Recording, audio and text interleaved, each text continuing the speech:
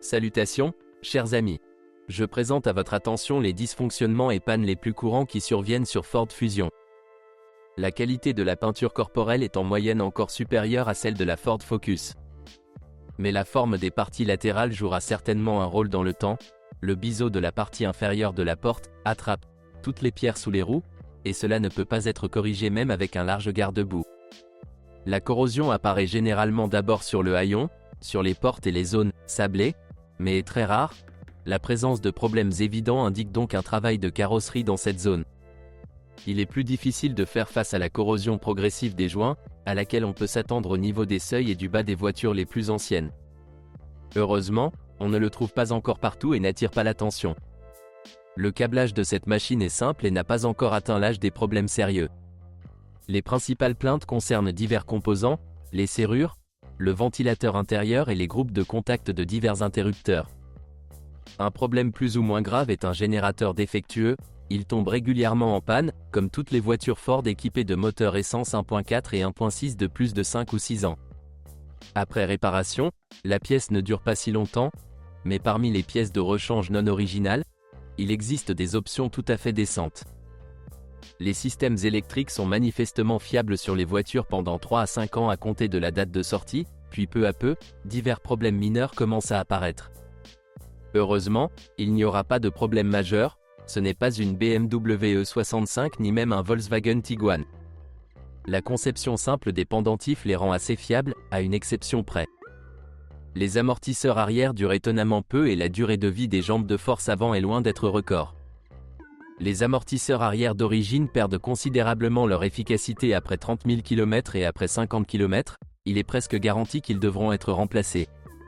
Ceux de l'avant peuvent durer jusqu'à 70 000 à 100 000 km, mais ils sont généralement modifiés après une diminution des performances à un maximum de 50 à 70 000 km. Les raisons d'un si faible kilométrage des pièces sont le centre de gravité élevé et la capacité de charge élevée avec un faible poids propre. Et les joints des amortisseurs ne sont pas très bons. De manière générale, la suspension confirme une fois de plus qu'il ne s'agit pas du tout d'une petite Jeep. La crémaillère de direction est plus fiable que les suspensions. La durée de vie de la crémaillère elle-même et de la pompe de direction assistée est supérieure à 100 000 à 150 000 km. Cependant, les lamelles qui fuient ne sont pas rares et les canalisations de direction assistée fuient plus souvent que nous le souhaiterions.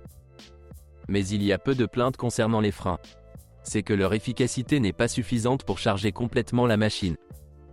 Et il ne s'agit pas ici des tambours à l'arrière, comme on pourrait le penser, ils remplissent honnêtement toutes les tâches assignées. Le problème réside plutôt dans le diamètre insuffisant des disques à l'avant.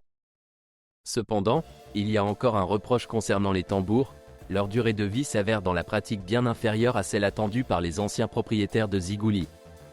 Les plaquettes doivent être changées régulièrement, au moins une fois tous les 30 000, l'épaisseur restante des garnitures doit être vérifiée, et si vous comptez sur le « peut-être » russe, alors les tambours de frein assemblés devront être remplacés, et ils sont très chers. Il y a des nuances ici. Premièrement, les disques sont un peu faibles. Comme dans le cas des freins, il y a une unification totale avec la Fiesta sensiblement plus légère. Il en résulte ici une ressource très modérée en joints homocinétiques. Même si les anthères ne se sont pas déchirés, il est toujours possible que les pièces d'entraînement doivent être remplacées après un kilométrage de 120 à 150 000 km. Un signe de problème est généralement une vibration incompréhensible qui n'est pas liée aux roues.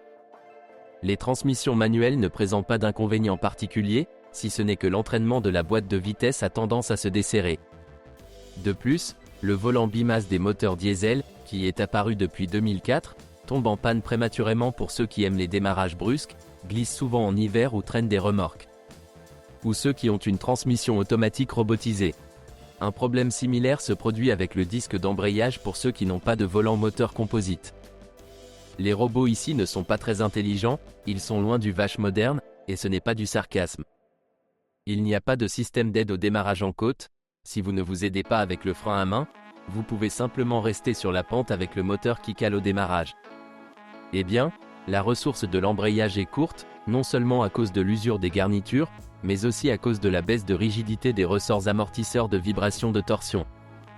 Après 5 à 6 ans de fonctionnement ou après un bain, les actionneurs du robot peuvent également tomber en panne. Pourtant, il existe déjà des artisans prêts à reconstruire. Je ne compterai pas sur un résultat à 100%, mais vous pouvez retarder le remplacement.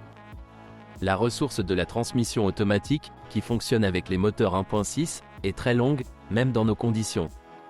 Si vous changez l'huile régulièrement et ne la surchauffez pas, elle survivra très probablement à la voiture. La défaillance d'un boîtier est généralement la conséquence d'erreurs opérationnelles très graves. Par exemple, un carter de boîte de vitesse cassé ou une surchauffe régulière pour ceux qui disposent d'une solide protection pour le carter moteur et la boîte de vitesse, et la voiture est souvent utilisée dans des conditions difficiles, dans la neige, le sable et la boue. Étant donné que les moteurs diesel ne nous ont pas été officiellement fournis et que leur nombre est infime, nous ne les considérons pas. Il y a des plaintes concernant les performances des moteurs diesel de petite taille, et elles sont nombreuses, et l'histoire des exemplaires importés d'Europe est très vague. Il est plus facile d'éviter de tels moteurs. Mais les moteurs à essence de la série ZETEX de 1,4 et 1,6 litres sont déjà familiers des Ford Focus et Volvo S40. Ces unités très fiables ont une durée de vie longue et prévisible. Dans la version sans déphaseur, elles sont d'une fiabilité maximale et, dans l'ensemble, ne présentent aucun problème générique. La Fusion n'a cependant pas la conception de filtre à air la plus réussie, qui encrasse rapidement l'accélérateur, mais sinon ce sont toujours les mêmes moteurs extrêmement performants. Je répète pour la énième fois que cette voiture n'est ni un SUV ni un crossover, et qu'elle n'aime pas rouler sur des routes poussiéreuses. Le conseil est simple, changez le filtre à air le plus souvent possible et assurez-vous que le couvercle du compartiment du filtre est correctement installé. La durée de vie est constamment élevée, le premier remplacement a généralement lieu à 90 000 km, mais la courroie d'entraînement auxiliaire n'a pas de tendeur et sa durée de vie dépend grandement des conditions de fonctionnement et de la marque de la courroie. Un autre problème concerne les thermostats de moteur qui ne fonctionnent pas très bien. Le plus souvent, le boîtier en plastique du thermostat tombe en pan. Ce sont toutes les informations sur les problèmes de la Ford Fusion. Si vous en savez plus ou n'êtes pas d'accord avec ce que vous avez entendu, je vous attends dans les commentaires.